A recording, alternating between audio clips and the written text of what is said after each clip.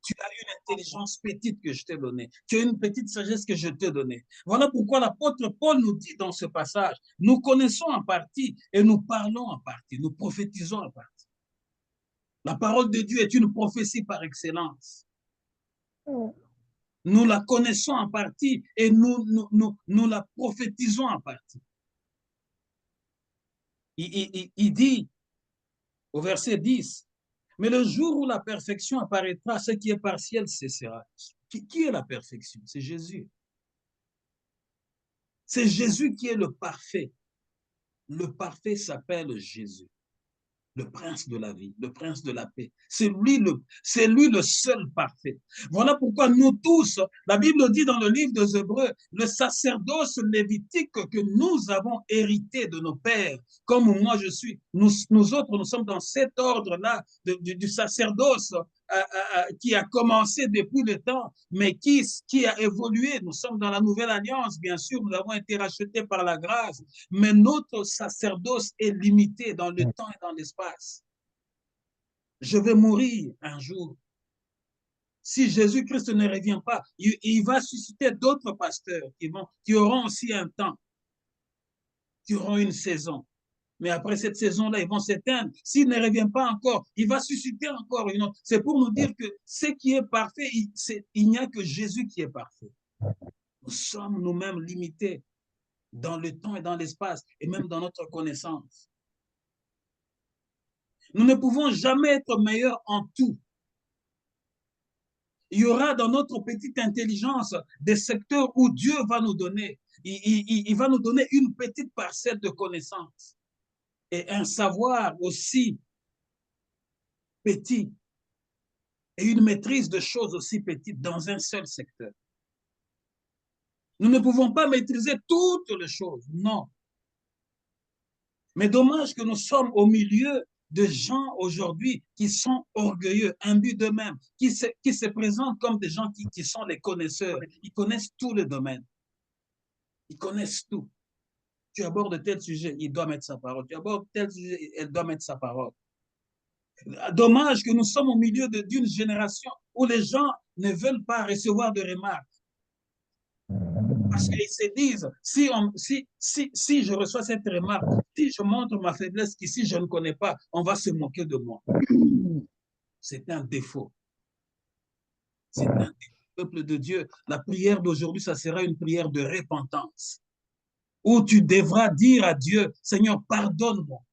Depuis toutes ces années, je n'ai jamais voulu accepter la remarque. Je n'ai jamais voulu me dire à moi-même que non, ici je ne connais pas. Non, c'est l'autre qui connaît plus que moi. Faites appel à l'autre. Mais tu veux te faire toujours passer comme étant quelqu'un qui connaît tout. Au pire même, des fois, on te donne ces choses-là, tu les abîmes au lieu de donner à celui qui pouvait le faire mieux que toi, à cause de l'orgueil personnel des hommes. Chacun d'entre nous, tel que nous sommes là, a reçu une part de responsabilité de la part du Seigneur. Chacun d'entre nous. Voilà pourquoi la Bible nous dit, nous sommes ouvriers nous sommes ouvriers avec Dieu dans son champ. Le champ, ce n'est pas le champ d'un pasteur, ce n'est pas le champ d'un prophète, c'est le champ de Dieu. Nous tous, tels que nous sommes là, nous sommes ouvriers dans le champ de Dieu. Voilà pourquoi, vous avez remarqué depuis un certain temps, j'ai commencé à activer chacun d'entre nous à pouvoir prendre un rôle dans l'œuvre du Seigneur. Ceux qui sont réguliers ou régulières, je suis en train de motiver chacun à prendre un rôle. Parce que nous sommes ouvriers avec Dieu. Nous sommes ouvriers avec Dieu. Mais dans notre part de responsabilité, chacun a reçu ce que Dieu a voulu lui donner. Chacun a reçu une portion qui lui est propre. C'est comme le corps. L'apôtre Paul, il va plus loin, il donne l'exemple du corps. Le corps a plusieurs membres, mais tous les membres du corps ne jouent pas le même rôle. Tous les membres du corps ne jouent pas le même rôle. Oui, tu vas aller au travail, tes yeux vont voir, tes jambes vont t'amener au travail. Tu vas marcher. Ton intelligence va t'aider à réfléchir. Ta bouche va t'aider à parler, à communiquer. Tes oreilles vont t'aider à entendre ce qu'on va te dire, à écouter. Ton nez va t'aider à sentir. Est-ce que cet environnement est clean? Est-ce qu'il est bon? Est-ce qu'il sent bon? Ou il y a quelque chose qui a pourri à côté? Est-ce qu'il n'y a pas, il n'y a pas un mort dans le placard ici? C'est ton nez qui va t'aider à sentir. Non. Est-ce que vous ne sentez pas qu'il y a quelque chose? Il y a une odeur ici. Ouvrez un peu. Vous ouvrez, vous trouvez qu'il y a un cadavre dans le placard. Celui qui t'a aidé, ce n'était pas tes jambes. Tes jambes t'ont aidé à arriver au travail. Tes mains t'ont aidé à utiliser les stylos à écrire le rapport. Tes yeux t'ont aidé à voir. Mais ton nez t'a aidé à découvrir ce que la jambe ne pouvait pas découvrir, ce que les yeux ne pouvaient pas découvrir. Oui, nous formons les membres d'un corps. Mais l'apôtre Paul va plus loin. Il dit que la tête du corps, c'est lui-même Jésus-Christ qui coordonne toutes choses. Mais nous faisons partie de membres de ce corps. Voilà pourquoi l'apôtre Paul va plus loin en disant que lorsque un membre est honoré, un seul membre, si c'est le doigt qui est honoré, si c'est à cause de ton doigt, c'est le doigt qui est honoré, c'est tout le corps qui est honoré. Regardez LeBron James, ce sont ses mains qui marquent dans le panier. C'est le basketteur le plus populaire, le plus riche. Ce sont ses mains. Imagine-toi, avec sa taille, avec son poids, avec sa masse, si on lui coupait juste ces deux mains-là, est-ce que le monde parlera de LeBron James encore? Non. Mais à cause de ces deux mains, tout son corps est honoré en même temps. Il est millionnaire, il est reçu par le président, il voyage partout, il est partout, il est partout, il est célébré à cause de ses mains. Regardez Lionel Messi. Tous nos jeunes enfants qui sont footballeurs, ils veulent imiter Messi. Ce n'est pas sa tête, ce sont ses pieds. Ses pieds sont agiles en touchant le ballon. Et comme ses pieds sont agiles en touchant le ballon, les pieds ont fini par honorer tout le corps de Lionel Messi. C'est comme ça, peuple de Dieu, ce message, je sais qu'il va être poignant. Je sais que il va révéler l'identité de chacun d'entre nous. Mais afin que nous puissions changer, ça sera comme l'alcool. Vous savez, lorsque quelqu'un est blessé, on vient nettoyer la plaie, on y met l'alcool. Même si tu n'allais pas ouvrir la bouche, tu vas quand même ouvrir la bouche.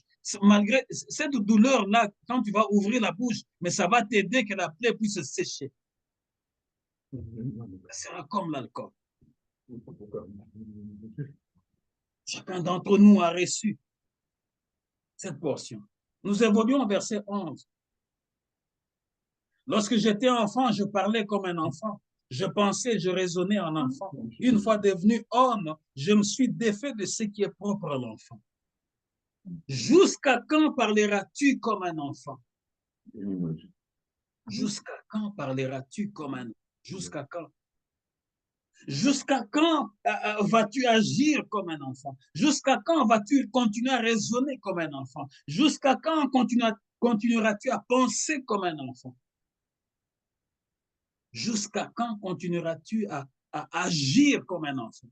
L'apôtre Paul dit, quand j'étais enfant, je parlais comme un enfant. Il arrive que dans chacun d'entre nous, nous avons commencé à suivre Dieu, nous étions des bébés spirituels. Mais tu ne vas pas mourir bébé spirituel. Sinon, tu es un monstre. Ou bien tu es un nain, comme on dit en français. Un nain, c'est celui qui a une malformation. Il a déjà 50 ans, mais il a la taille d'un bébé de 2 ans. Jusqu'à quand tu as autant d'années dans le Seigneur, mais tu restes encore comme un bébé spirituel. Ton langage est un langage mou. Les autres qui ont commencé l'œuvre avec toi ont grandi. Ils peuvent tenir la parole de Dieu, ils peuvent exhorter, ils peuvent conduire la prière comme on nous a conduit aujourd'hui. Ils peuvent parler, ils peuvent évangéliser. Mais toi, tu es toujours dans ta première position. C'est qu'il y a quelque chose qui ne marche pas. Or, le Saint-Esprit vient justement pour te révéler afin que tu sortes de là. que tu te répandes et que tu dises à Dieu, voici mon corps, réintègre-moi encore et je veux agir. Ne sois pas comme un membre du corps qui est inactif, qui n'opère plus, comme un membre du corps qui est paralysé, au point de rendre tout le corps lourd, alors que tout le monde veut prendre l'allure, mais toi tu deviens à peu près comme Jonas. Le navire n'arrive plus à avancer pour arriver à bon port. Il faut qu'on te jette à l'eau afin que les autres puissent avancer. Non.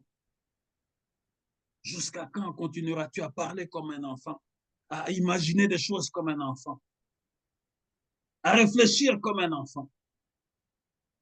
Nous avons reçu en partie, nous connaissons en partie. Oui, sachons honorer les autres, sachons respecter les autres dans ce qu'ils savent faire.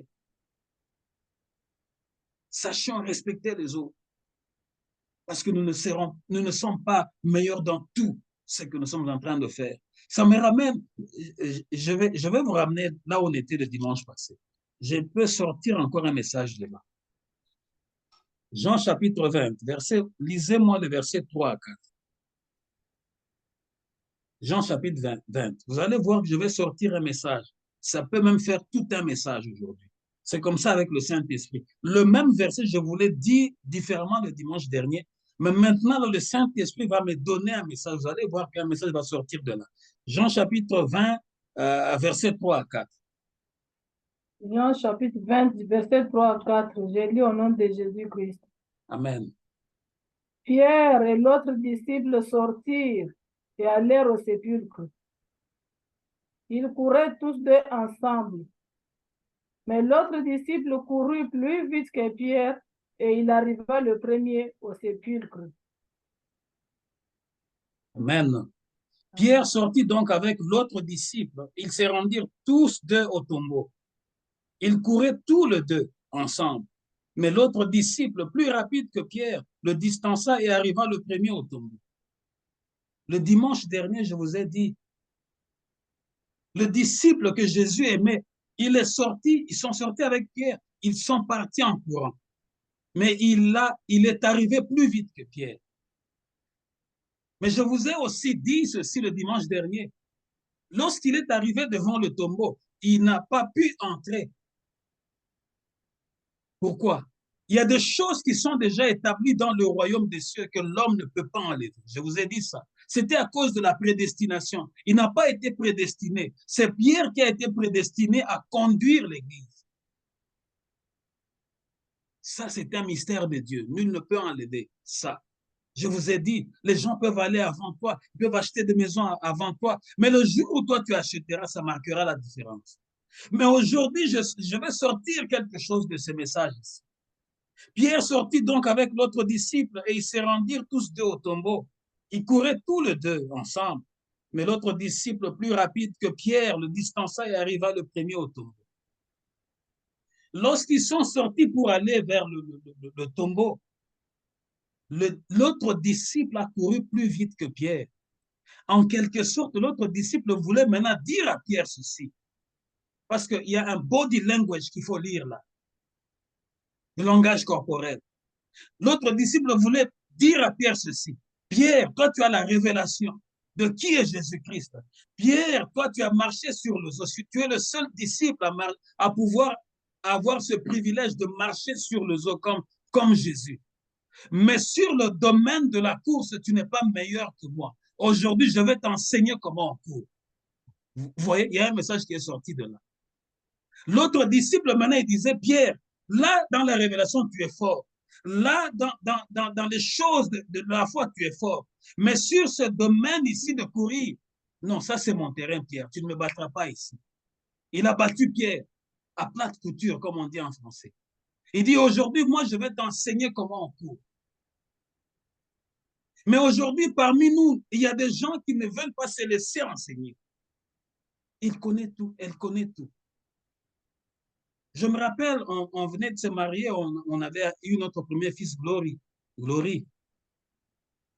Je travaillais à l'époque avec le conseiller spécial du président Joseph Kabila. Vous savez, un conseiller spécial, ce n'est pas n'importe qui, c'est c'est la deuxième personnalité dans un pays. Il ne mange pas n'importe où.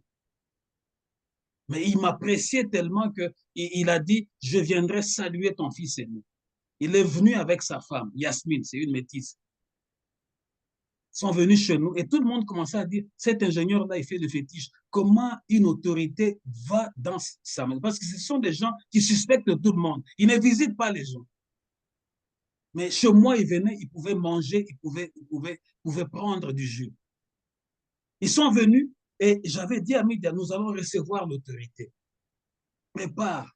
Midi a préparé, la table était bien faite. Je suis allé, il m'a dit, Guinéen, tu vas venir me chercher, sinon je vais oublier. Je suis allé, je les ai cherchés, nous sommes venus chez moi à la maison, avec sa femme. Ils sont venus porter le bébé, ils étaient contents, on a pris des photos. Quand on a commencé à manger, c'était un self-service que Midi avait mis. Sa femme, Yasmine, elle pose, je rappelle souvent à Midi, ça même quand on cause ici à deux. Sa femme, Yasmine, elle pose à Midi la question, elle dit, mais Midia, dis-moi, comment est-ce que tu as fait cette oseille? Et Midia a commencé à l'expliquer, ceci a donné, comment. Tu vois, elle est la femme d'une haute personnalité. Elle a les cuisiniers, et c'est la vie de cuisinier. Elle prépare quand elle veut. Elle a des recettes qu'elle connaît.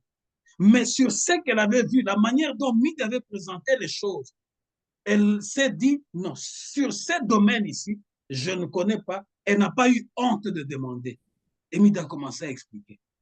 Mais ici, nous avons au milieu de nous les femmes qui connaissent tout. Dieu m'appelle Sakao Tolite. Ah, maman, Pondu na yowana, prochainement, Tchango Boinabo. Eh non, tu vas toujours chercher des explications. Toujours dire non, tu vois, j'avais fait ça comme ceci parce que je voulais faire ça. Tu ne manques jamais des explications, c'est un défaut.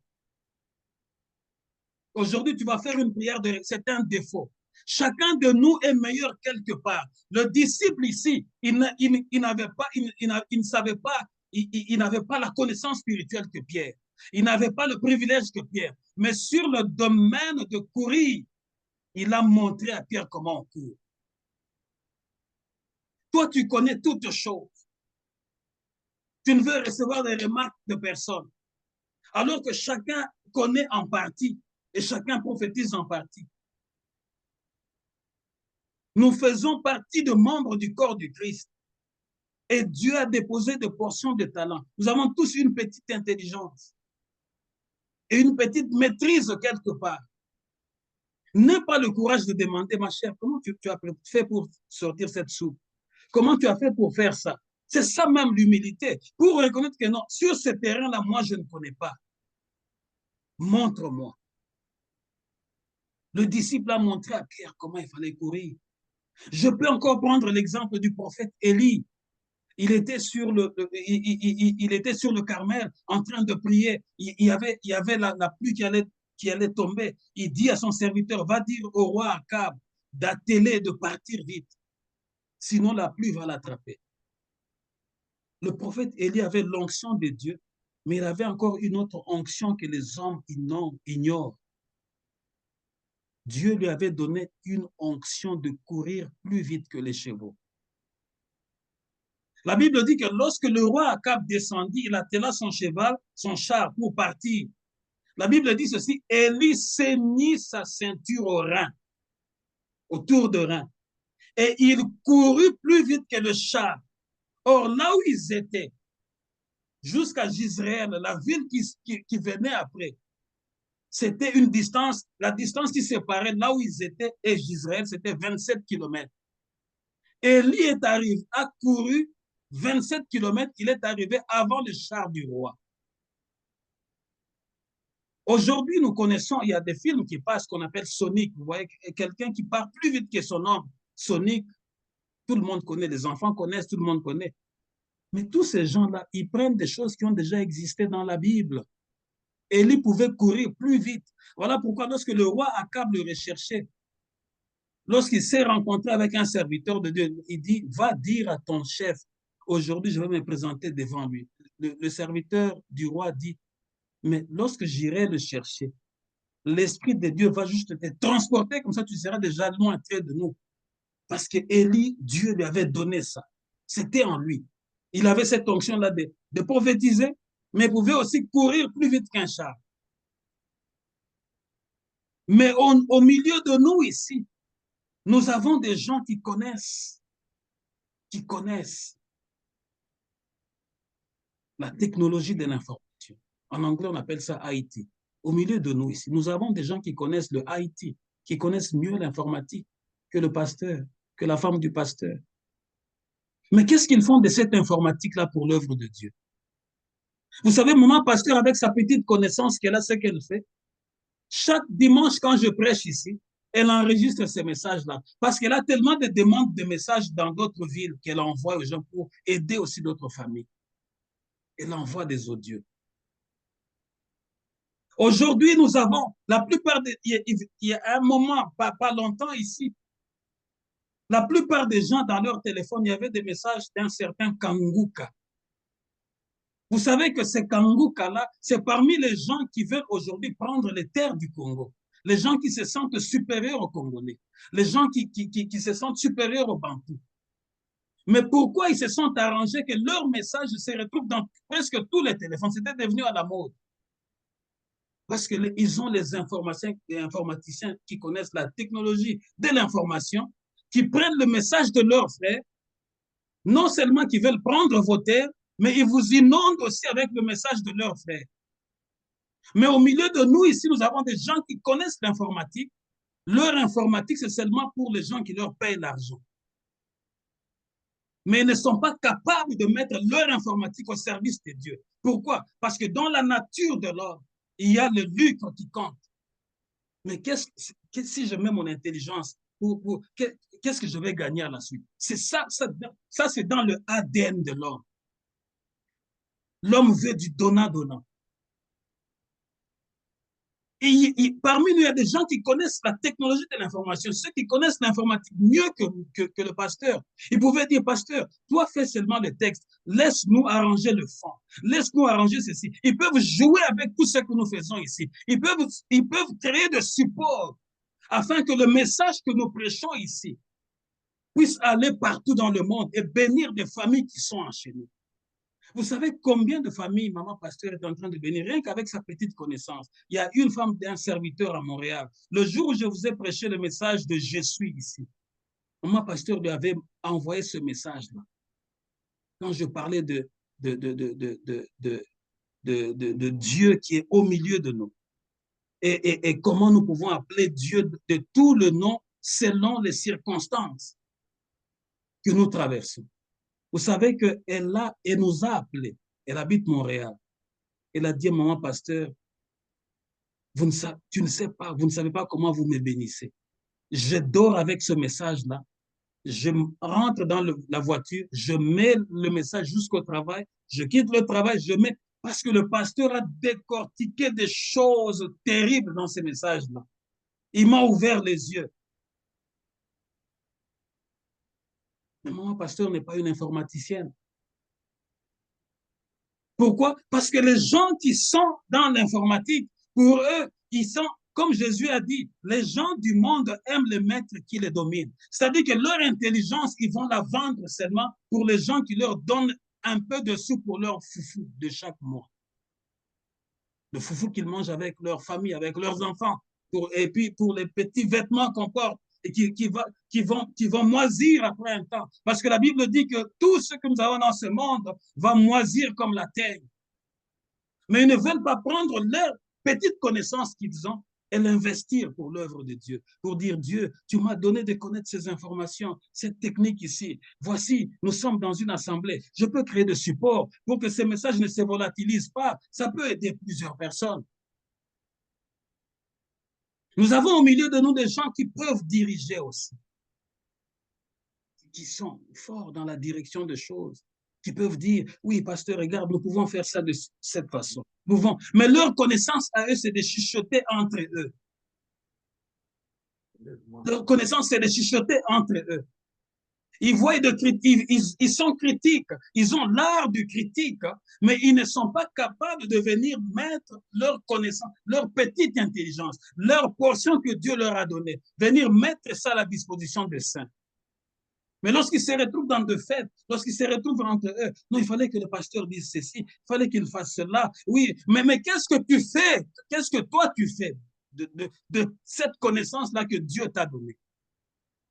Tu l'utilises seulement sur les gens qui te dominent, qui te payent un peu de sous pour manger ton foufou chaque mois. Mais tu ne veux pas utiliser ta petite connaissance, ta petite intelligence pour le roi du roi, le Seigneur des seigneurs, qui va dire, voici ma servante, voici mon serviteur, viens t'asseoir à ma droite. Parce que c'est que moi que je t'ai donné, la petite intelligence que je t'ai donnée, la petite portion que je t'ai donnée, tu l'as mise aussi à mon service. L'art du critique. Vous savez, il y a quelque temps, il y a quelque temps, il n'y a pas longtemps, souvent comme il y a de fêtes dans la famille, nous étions allés chez la grande sœur aînée, bon, l'une des aînées, celle qui est aînée ici à Ottawa, chez maman Adèle. Nous étions allés là-bas en famille. Vous savez, avant que le maman ne puisse apprêter la nourriture, oui, nous étions, les papas assis au salon, la maman était au basement en train d'apprêter ceci, cela. Dans l'entretemps, vous savez, là où les hommes se retrouvent, il y a des causeries. Celui-ci lance un tel sujet, l'autre lance un tel sujet. Mais au milieu de nous, il y avait quelqu'un qui, lui, était sur tous les sujets, il mettait un mot. Il était connaisseur sur tout. Il voulait se faire prévaloir sur tout. Et finalement, pendant le déroulement de ces sujets-là, on a commencé à développer un sujet sur la voirie urbaine, comparer un peu nos routes ici avec nos routes du Congo. La voirie urbaine, on commençait à parler.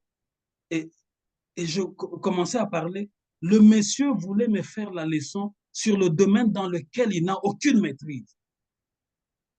Je lui ai rappelé alors, j'ai dit, mais vraiment, est-ce que c'est vraiment à toi de me faire la leçon sur ça? Il s'est tu. Mais grand était mon étonnement, il a réagi comme un petit gamin. Il me dira, et moi aussi, si je t'amène sur mon domaine, qui est l'économie, est-ce que toi, tu pourras répondre? J'ai vu qu'il a réagi comme un gamin. C'est ce que le Congolais appelle aujourd'hui les nyonsologues. Il connaît tout, un nyonsologue. Je lui ai dit, monsieur, si tu m'amènes sur l'économie, je n'y connais rien, je ne mettrai pas de mots parce que ce n'est pas mon domaine. J'ai été simple et clair parce que je connais la parole de Dieu. Je ne suis pas meilleur en tout. Je viens de vous dire, je ne connais pas l'IT, je ne connais pas les techniques d'information. Mais tout ce que nous faisons ici, ceux qui sont parmi nous ici, qui connaissent ça, ils peuvent embellir ça et donner ça une autre allure, une autre envergure, une autre couleur et distribuer partout comme ceux de l'autre côté l'ont fait pour le Kangouka qui est tombé, qui a dominé vos téléphones. Mais pourquoi? Parce que vous êtes attaché seulement, votre petite intelligence est attachée à servir ceux qui dominent sur vous et ceux qui vous payent à la fin du mois pour manger votre foufou. Je lui ai dit ça. Vous savez, chacun connaît. Et je vais vous amener dans les Écritures bientôt pour voir l'exemple de Joseph. Allons-y dans Genèse. Genèse chapitre 41, verset 37 à 41. Genèse 41. Genèse 41. Verset 37 à 41.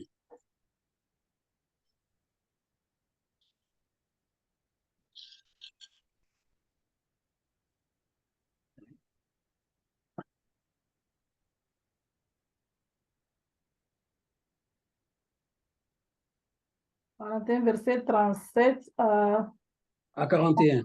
Ok, j'ai lu au nom de Jésus-Christ. Ces paroles plurent à Pharaon et à tous ses serviteurs. Et Pharaon dit à ses serviteurs, trouverions-nous un homme comme celui-ci, ayant en lui l'Esprit de Dieu? Et Pharaon dit à Joseph, puisque Dieu t'a fait connaître toutes ces choses, il n'y a personne qui soit aussi intelligent et aussi sage que toi. Je t'établis sur ma maison et tout mon peuple obéira à tes ordres. Le trône seul m'élèvera au-dessus de toi. Pharaon dit à Joseph, vois, je te donne le commandement de tout le pays d'Égypte. Amen. Cette Amen. proposition plut au Pharaon et à tous ses hauts fonctionnaires. Alors le Pharaon leur dit, trouverons-nous un homme aussi compétent que celui-ci, en qui habite l'Esprit des dieux? Le Pharaon dit à Joseph, puisque Dieu t'a fait connaître toutes ces choses, il n'y a personne qui soit aussi avisé et aussi sage que toi. Tu seras donc à la tête de mon royaume, et tout mon peuple obéira à tes ordres. Moi, moi-même, je ne serai au-dessus de toi que par le trône. Ainsi, lui dit-il, je te mets à la tête de toute l'Égypte. Voyez? Pharaon a eu un songe. Il a vu cette vache qui était grasse. Mais après, dans le même songe, il a vu sept vaches laides et maigres qui ont dévoré les sept vaches grasses. Il a vu encore dans le même songe, il a vu sept épis qui étaient en bonne forme. Il a vu sept épis qui étaient vraiment maigres et vraiment décharnus, être dévorés par les autres épis qui étaient maigres. Mais il a cherché dans son royaume. Ces magiciens n'ont pas pu interpréter. Jusqu'à ce que quelqu'un qui était avec le chef de tous ceux qui dirigeaient sa maison était avec Joseph dans la prison. Il dit, je vais rappeler mon mémoire, j'étais avec un Hébreu dans la prison. Il m'avait révélé tout ce que j'avais fait comme rêve. Il m'avait révélé après, j'ai été libéré. Le Pharaon a fait amener Joseph auprès de lui. Il lui a dit ce qu'il avait vu. Le Pharaon était troublé par ce qu'il avait vu. Joseph lui a dit, tout ce que tu viens de voir, c'est juste un seul songe. Et de la manière dont tu l'as vu, c'est que Dieu veut te montrer que ce que tu as vu là, il va le faire d'une manière irrévocable. Ça va arriver. Il y aura 7 années de bonheur, 7 années de grâce, 7 années d'abondance, mais il y aura 7 années de la sécheresse, de la disette. Donc que le Pharaon maintenant prenne les hommes avisés dans tout le royaume et qu'il les mette pendant les 7 années où la terre va produire, qu'ils créent des entrepôts comme des Costco, qu'ils amassent des choses là-dedans, qu'ils mettent des réserves. Comme ça, quand les autres 7 années qui vont venir, il y aura à manger dans le pays. Parce que Joseph lui a dit, la manière dont Dieu t'a montré, quand les 7 années de sécheresse viendront, ton peuple va tellement gémir, il va oublier le temps de bonheur qu'il avait eu avant. Tellement ça sera très dur, il oubliera qu'il avait connu le bonheur. Voilà pourquoi au verset 37, la Bible dit, cette proposition plut au Pharaon et à tous ses hauts fonctionnaires. Alors le Pharaon leur dit, trouverons-nous un homme aussi compétent que celui-ci en qui habite l'Esprit de Dieu? Le Pharaon a reconnu, j'ai une science, mais ma science est limitée. Ce que ce jeune homme vient de dire dépasse mon entendement, dépasse mon intelligence. C'est ça. Joseph avait la grâce. Il avait cette grâce-là de diriger les choses. C'est-à-dire que tout ce qu'il touchait pour diriger, ça prospérait. Partout où il est passé, tout ce qu'il touchait, ça prospérait. Voilà pourquoi Potiphar lui a tout laissé, parce que tout ce que Joseph touchait prospérait. Il faut savoir reconnaître que non, ma façon de préparer ses limites ici. Pour ces légumes-là, appelez-moi maman tel. Non, toi tu oza nyonsologue. Yo oyebaka kolamba biloko nyonso. Yo eloko moko oyebaka kolamba eza te. Yo oyebaka kaka makambo nyonso. Yo eloko moko oyebaka eza te. C'est un défaut. Le pharaon, dans toute sa gloire, il dit non, oh, il est Kelinga. Est-ce que dans mon royaume ici, est-ce qu'on pourra trouver quelqu'un de si sage, de si avisé, en qui l'Esprit de l'Éternel habite comme ces garçons ici? Non. Il était sincère. Il était sincère. Le pharaon n'était pas nyonsologue. Il n'était pas, en Égypte, le pharaon était considéré comme un dieu avec un petit d. Mais comme l'esprit du Dieu avec un grand D habitait en Joseph, Joseph est arrivé devant celui qui était un petit Dieu. Le grand Dieu a dominé et le petit Dieu s'est incliné. Il a reconnu la grandeur de Dieu. Il a dit, puisque Dieu t'a fait connaître toutes ces choses, il n'y a personne qui soit aussi avisé, aussi sage que toi.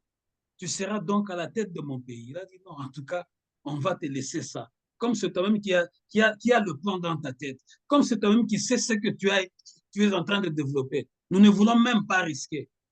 Prends la charge. Moi, je serai juste là d'une manière honorifique, mais c'est toi qui va régner et qui va diriger tout. Tout le monde va se prosterner devant toi. Nous connaissons en partie, nous prophétisons en partie. Est-ce que ce message que le Saint-Esprit m'a donné de vous donner aujourd'hui est venu pour interpeller quelqu'un? À moins que ton cœur soit un cœur de pierre. Mais si tu as un cœur de chair aujourd'hui, tu dois te raviser et changer ta façon de voir les choses, changer ton comportement, reconnaître tes limites. Vous savez, quand j'étais encore au pays, Moussa Kabila, il était président. Il a voulu faire un pont pour relier, donc traverser une île jusqu'à aller presque vers Brazza. C'était vers CPA. Il a pris l'un de mes professeurs, Mutondo. Il enseigne sur nous à IBTP, il enseigne à Polytechnique, à l'Unikin. Ce professeur-là qui est brillant, il a fait tous les calculs. Mais il leur a demandé seulement de lui payer 50 000 $ pour ses études de calcul. Ah non, ceux qui étaient à côté de Mouzé, le général Kaloum et les autres, 50 000 c'est trop. Non, pourquoi? Le professeur a dit, OK, payez-moi même par tranche. Il a commencé les travaux. Il allait au chantier, il regardait comment on faisait les choses. Il dit, ici, il faut faire ça. Ici, Parce que c'est lui qui avait les calculs, c'est lui qui avait son idée, c'est lui qui avait fait toute la conception. Finalement, au bout d'un temps, on ne le payait toujours pas. Le professeur a dit, mais j'ai travaillé, j'ai passé des nuits blanches à faire tout ça. OK, je vais leur dire poliment, je vais leur laisser tous les documents qui continuent leur chantier. Prof Mutondo a laissé tous les documents. Et Mouzé, avec ceux qui l'encourageaient, oui, on peut continuer, même si lui laisse, on peut continuer. Ils ont commencé à continuer. Ils regardaient le plan, ils disaient, ah, ici, le professeur voulait dire ça. Bon, on va mettre deux colonnes ici. Ici, le professeur voulait dire, on va mettre ça. Peuple de Dieu, ce qui n'est pas à toi n'est pas à toi. Si ce n'est pas Dieu, si ce que Dieu ne t'a pas donné, même si tu forces, même si tu dis, même si Dieu finit toujours par te confondre. Il va finir par te confondre un jour. Et pour ne pas arriver là, voilà pourquoi Dieu nous donne des messages chaque dimanche pour nous avertir en tant qu'Église corps du Christ à pouvoir sortir de la mêlée et de marcher selon la vision de Dieu, selon le plan de Dieu en toute humilité. Le fleuve avait débordé. Le fleuve est venu, il a emporté toutes les colonnes qui étaient déjà en plein milieu du fleuve. Parties. Coulées, le fleuve les a emportées. Ah, mais ils ont arrêté des gens, ils ont enlevé le blanc qui était là, on l'a d'abord, Mouzé, comme il ne blaguait pas, on l'a renvoyé dans son pays, les autres, on les a dit, Mouzé, lui, il l'a arrêté directement, il arrête ceux qui étaient comme directeurs, dans le cachot, tout ça. Le prof a dit, je ne viendrai plus. Moralité, ce projet-là, Mouzé est mort, ce projet n'a jamais eu lieu. Et pourtant, il avait l'idée de faire ce pont-là. Et au milieu de cette île, il fallait construire des villes, comme on voit partout dans des pays, comme à Miami, comme tout ça. Ça va générer beaucoup d'argent pour les touristes. Ce projet-là est resté comme ça. Quand tu pars là, c'est resté juste des grandes colonnes comme ça. Ceux qui ont été déjà à CPA, ils peuvent avoir vu ça. Mais je vous annonce, c'est ça, c'est dommage. Nous connaissons en partie, nous prophétisons en partie. Vous savez, il y a 2 semaines, je parlais avec un pasteur. Il m'appelle papa. Euh, il est jeune que moi. On a fait le cours de théologie ensemble.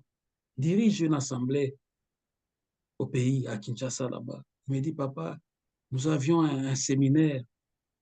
Et le séminaire, on devrait parler de l'adoration. J'avais appelé le pasteur à Toms. J'avais aussi appelé, on l'appelle souvent Papa Moulenda, le professeur qui nous a enseigné l'un de cours en théologie, le professeur Moulenda, pour qu'il vienne parler. Il dit, mais papa, malheureusement pour moi, comme tout le monde savait qu'Atom se viendrait, les gens sont venus, Atom a parlé, il a parlé, on a pleuré, on a prié, on a adoré. Et le jour qui suivait, il dit, papa, j'ai appelé le professeur Moulenda. Le professeur Moulenda est venu, Il a pris la Bible, il a commencé à parler. Les gens commençaient à se regarder les uns les autres. Personne ne bougeait. Il dit, c'était le malheur, papa, que j'ai eu.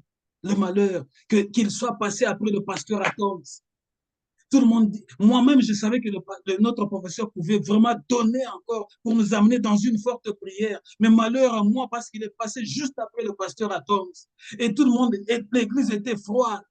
Et lorsqu'il a fini, oui, on lui a donné son enveloppe pour le bénir en tant que serviteur. Et le comité m'a dit, pasteur, plus jamais qu'il ne vienne plus prêcher ici. Il est venu nous endormir. Et moi, pendant que je recevais ce message, j'ai fait le parallélisme avec ce que je parlais avec le pasteur Teddy, qu'on a parlé il y a 2 semaines. Je me suis dit, il nous a enseigné la théologie, mais du côté de la prêche, il n'a pas ça. Dans le cours de la théologie, il a la déontologie. Il va vous enseigner l'éthique pastorale. Il va l'enseigner très bien, vous montrer comment un pasteur doit se tenir, comment il va parler. Il va vous enseigner beaucoup de choses. Il peut aborder un peu la christologie aussi. Mais se tenir devant la chair et parler maintenant au peuple de Dieu, il a été en dessous. Et l'Église a dit plus jamais qu'il vienne prêcher chez nous. Vous voyez, c'est que Dieu nous donne, c'est que le pasteur vient vous donner chaque dimanche. Peuple de Dieu, ce n'est pas des messages que j'invente. Moi, je prie et je pleure pour recevoir ces messages ici. Dans la solitude, je prie et je pleure. Oh, la Sanda Korosh. Il y a un mystère. Peuple de Dieu, le mystère existe. Tu vas sentir les choses entrer en toi. Je vous prie d'entrer dans la prière. Tu vas sentir les choses entrer. Et quand les choses commencent à entrer en toi, il faut que tu prennes le cahier, que tu commences à écrire pour ne rien rater. Ceux qui ont suivi le témoignage du frère Alain, de la femme de frère Alain Molot avant qu'elle-même meure, elle a dit ce que je vous dis ici. Il dit, son mari, il était en train, il dit, donne-moi le cahier. Parce qu'il recevait les choses. Il faut écrire vite ce que le Saint-Esprit t'amène. Parce que ça ne vient pas d'ici sur la terre. C'est des choses qui viennent de là. Voilà pourquoi Christ pouvait dire, il vous dira ce qu'il aura. Parce que le Saint-Esprit est avec nous ici, mais en même temps, il est avec Dieu. Et comme il est avec Dieu, il connaît ce que Dieu veut, il connaît ce que les hommes veulent aussi. Peuple de Dieu, nous connaissons en partie, nous prophétisons en partie. Romains 12, chapitre 12, verset 4 à 8. C'est là qu'on va terminer notre message d'aujourd'hui avant d'entrer en prière. Romains chapitre 12, verset 4 à 8.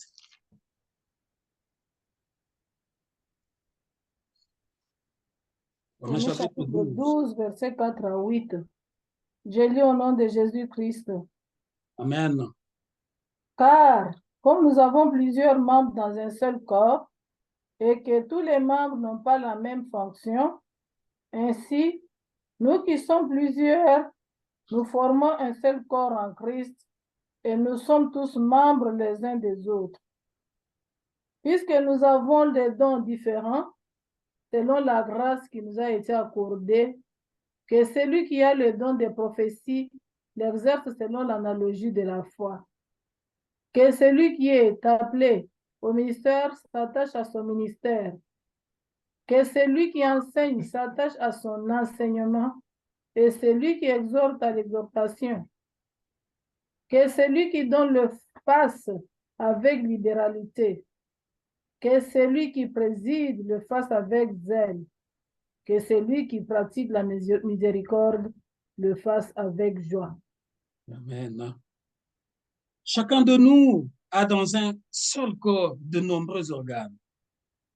Pourquoi j'ai pris ce passage? C'est pour soutenir ce que je vous ai dit. Le corps est un, mais il y a plusieurs membres, plusieurs organes. Mais ces organes n'ont pas la même fonction. Je vous ai déjà dit ça. J'ai voulu juste pour que vous puissiez voir ça noir sur blanc dans les Écritures. De même alors que nous sommes nombreux, nous formons ensemble un seul corps. Oui, nous sommes nombreux ici, mais nous formons un seul corps. Nous sommes nombreux. Jusqu'à quand? Tu as des stratégies pour faire ceci, pour faire cela, mais tu le parles seulement en cachette. Tu as une belle voix pour nous diriger dans la chanson, mais tu chantes seulement pendant que tu t'es là. mets ce que tu as, la petite portion que tu as, mets ça au service des autres. De même, alors que nous sommes nombreux, nous formons ensemble un seul corps, notre union avec le Christ, et nous sommes tous et chacun pour sa part membres les uns des autres. Nous sommes membres les uns des autres. Non pas seulement pour nous critiquer. Il y a les gens qui ont le ministère de critique. Leur ministère à eux, c'est les critiques. Des ministères où il y a seulement critiquer les autres. Tu dois changer. Parce que tu critiques l'autre dans ce qu'il connaît faire un peu. Mais toi, puisque tu as le grand savoir, Pharaon a reconnu sa faiblesse. Il a dit non, Joseph, parce que comme tu as la révélation, donc tu as la formule. Moi, je n'ai pas la formule. Toi, comme tu as le ministère de critique, oui, amène maintenant ton intelligence, la portion que tu as. Ça va nous éclairer pour l'évangélisation, pour ceci ou pour cela. Abandonne ton incrédulité. Et chacun pour sa part, membre les uns des autres. Et Dieu nous a accordé par grâce de dons différents. C'est par grâce. Chacun a reçu la portion. Je vous ai dit, c'est un professeur qui nous a enseigné. On était là assis. Il nous montrait l'éthique pastorale. Il nous montrait des choses sur beaucoup, les cours comme les homilétiques, par exemple. Il a la maîtrise. Mais devant maintenant les gens pour prêcher, il dit malheur que le pasteur Atom s'était passé avant lui. Il n'a pas pu, mais il peut bien enseigner ces cours-là. Et Dieu nous a accordé par grâce des dons différents. Pour l'un, c'est la prophétie qu'il exerce cette activité conformément à notre foi commune. Si tu as la prophétie, fais-le pour la gloire de Dieu, mais pour tout le monde. Pour un autre, c'est le service. Il y a des gens que Dieu a donné le service. Nous pouvons ici avoir un jour, on dit, nous allons aller servir. On s'élève, on part servir les autres. Chacun a reçu quelque chose de la part du Seigneur, le don de service. Qu'il se consacre à ce service, que celui qui a reçu un ministère d'enseignement enseigne. Lui, il peut enseigner d'une manière écrite, transmettre la connaissance, mais il ne peut pas enseigner comme moi je vous prêche. Lui n'a pas reçu ça. Mais le pasteur t'a dit, mon jeune frère dans le Seigneur, mon confrère, il savait que notre professeur pouvait faire encore, amener l'Église dans une adoration profonde et dans une connaissance profonde, mais c'était dur.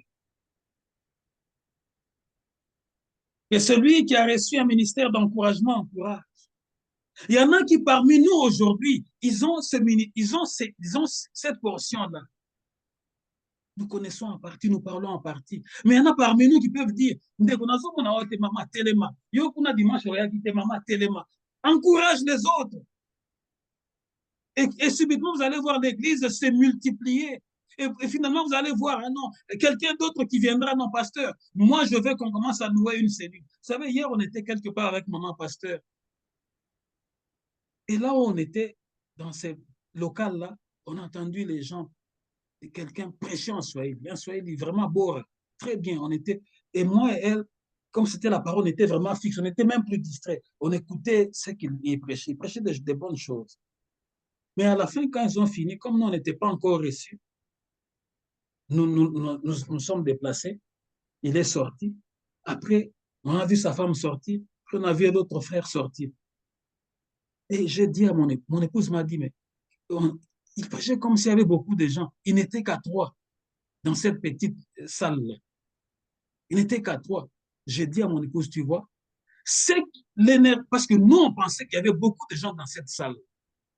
Mais heureusement que Dieu a permis qu'on voie jusqu'à ce qu'ils finissent. Ils étaient qu'à 3. Lui, son épouse et l'autre frère. Je ne sais pas si c'est leur enfant, on ne sait pas. J'ai dit à mon épouse, tu vois ce que le pasteur là vient de faire?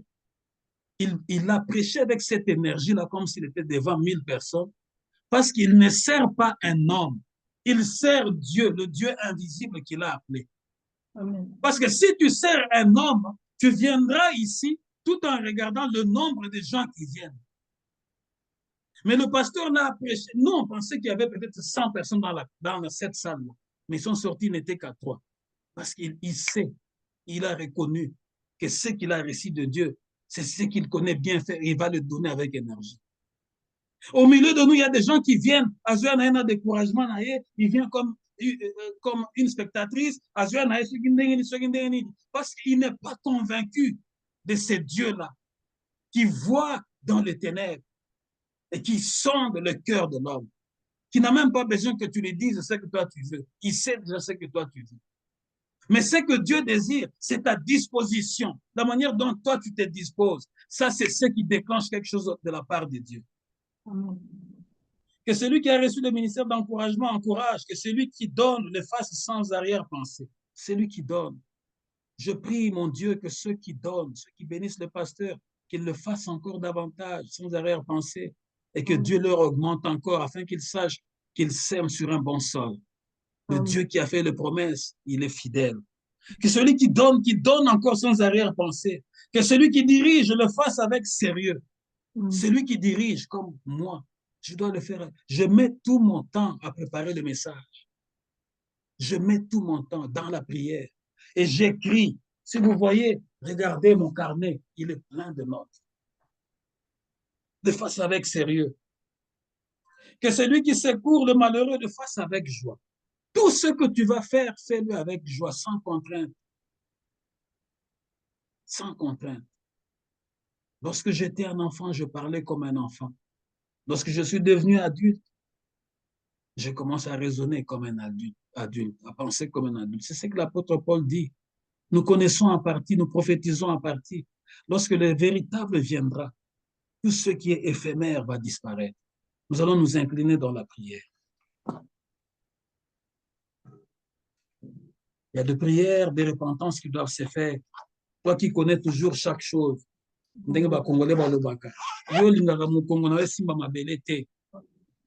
tu sens comme si ce que tu vas être humilié, c'est un défaut.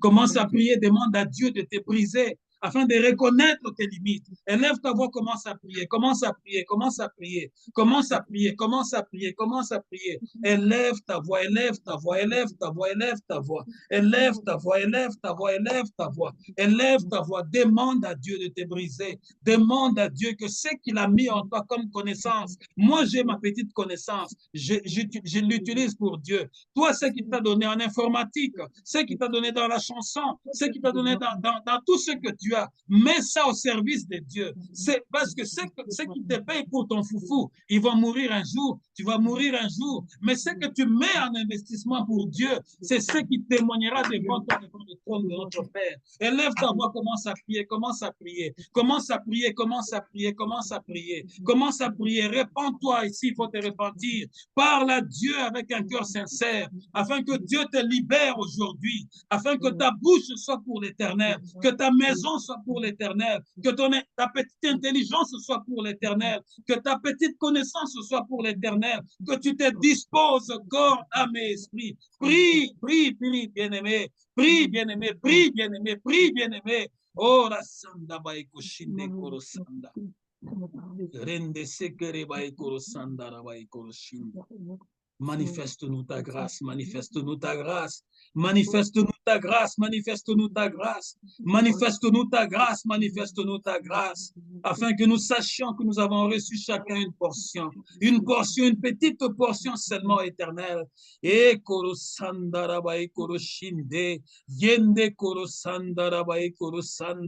Seigneur, nous ne sommes rien seul, éternel, mais c'est par ton esprit que nous pouvons tout, ô Jésus. Nous sommes membres les uns les autres, Seigneur. Utilise chacun de nous pour l'édification de ton œuvre éternelle. Père, je ne connais pas toutes choses éternelles. Il n'y a que le parfait qui connaît toutes choses, il s'appelle Jésus. Il n'y a que le surnaturel qui éternel est en Jésus, qui sonde mon cœur, qui éprouve mes reins, ô Jésus. Merci Seigneur pour ce message, Seigneur. Je crois que ce message a béni quelqu'un. Je sais que ce message a changé la vie de quelqu'un, a changé sa façon de voir les choses, va le ramener aujourd'hui à se rabaisser, à accepter ses limites et à voir les autres comme étant étant plus grand que lui. Oh, mon âme te bénit, Seigneur, parce que ce que tu nous as donné comme don, comme talent, nous allons te le rendre, Seigneur notre Dieu, sans arrière-pensée, dans le nom puissant de Jésus. Je te bénis, mon Dieu, pour cette parole. Ta parole est une épée à double tranchant. Aujourd'hui, elle est sortie vraiment comme une épée à double tranchant. Père, je sais que ce message n'est pas venu en vain. Ce message est venu afin de nous briser, car ta parole est un miroir, Seigneur, au travers duquel nous nous regardons pour nous voir tels que nous sommes. Parce que cette parole éternelle, notre Dieu, reflète réellement ce que nous sommes. Nous avons une petite intelligence, une petite connaissance, un petit savoir. Père, je prie, Seigneur notre Dieu, pour ceux qui sont éternels, qui mettent leur petite intelligence, leur petite connaissance, rien que pour le lucre, pour ceux qui leur payent chaque fin du mois, pour leur foufou qu'ils mangent, qui va périr un jour. Je prie pour que le Saint-Esprit leur fasse voir que tout est vanité et poursuite devant. Qu'ils puissent se rebiffer ce matin au nom de Jésus. Et qu'ils mettent leur corps, leur âme et leur esprit à ta disposition. Afin que, Seigneur notre Dieu, ta mission puisse s'accomplir, car nous sommes les membres les uns les autres. Cher Saint-Esprit, bénis encore ceux qui bénissent ton œuvre, bénis encore ceux qui bénissent ton serviteur, agis au-delà de leur attente et de leur espoir, car tu as fait la promesse éternelle, tu accompliras. Je bénis tout celui qui est venu, toute celle qui est venue, éternel. Je te le recommande, éternel Adonai, que pas un seul ne tombe entre les mains de nos ennemis. Jésus, garde ce troupeau, c'est ton troupeau. Jésus, tu m'as entre tes mains comme une flèche dans ton carquois. Seigneur, utilise-moi encore comme, Seigneur, un simple instrument que tu es en train d'utiliser en ce temps de la fin, où l'hérésie est entrée dans l'Église, au corps du Christ, afin d'éveiller la conscience de plusieurs et de ramener plusieurs cœurs auprès de toi, le cœur de père comme de fils, à fléchir devant ta gloire. Je bénis toute cette assemblée. Jésus, si tu ne reviens pas bientôt, si tu ne reviens pas aujourd'hui, garde nos cœurs fidèles à toi. Garde nos cœurs plus que toute autre chose, afin qu'aucune sémence du diable ne puisse y entrer. Je bénis ton peuple, Seigneur, que ta grâce les accompagne, aujourd'hui et pour toujours. Amen. Amen, amen, amen, amen. Que notre Dieu vous bénisse. N'oubliez pas, le mois de mai, c'est le mois de House of Prayer, le mois de la maison de prière. Le pasteur passera. Ceux qui n'ont pas encore, là où je ne connais pas les adresses, envoyez à maman les adresses. Ça sera chaque jeudi, je n'avais pas précisé un jour. Ça sera chaque jeudi, je passerai auprès de vous vers 19h. Chaque jeudi, autour de 19h, je m'arrangerai à être dans vos maisons. Ceux qui vont du moins nous accueillir. Chaque jeudi du mois de mai, je passerai par la grâce de Dieu dans vos maisons et nous allons accomplir la volonté de Dieu. Que Dieu vous bénisse et que votre semaine soit bénie. Maman Justine, Mungu akubariki sana. En tout cas, tunasifu Mungu, tunakupenda mingi sana mama wetu. Mungu akushindie kwa yote. Vraiment que Dieu vous bénisse là où vous êtes. Ceux qui sont aux États-Unis, le mois de la maison de prière, nous serons avec vous dans vos prières. Amen. Nous serons avec vous en prière. Mais je sais que Dieu va permettre que le pasteur fasse l'itinérance aussi aux États-Unis. Si je viens aux États-Unis, nous passerons parce que nous savons que vous êtes là pour nous, vous nous attendez. Nous allons bénir le peuple de Dieu là-bas. Que Dieu vous bénisse et bonne semaine à tous. Amen. Amen. Merci.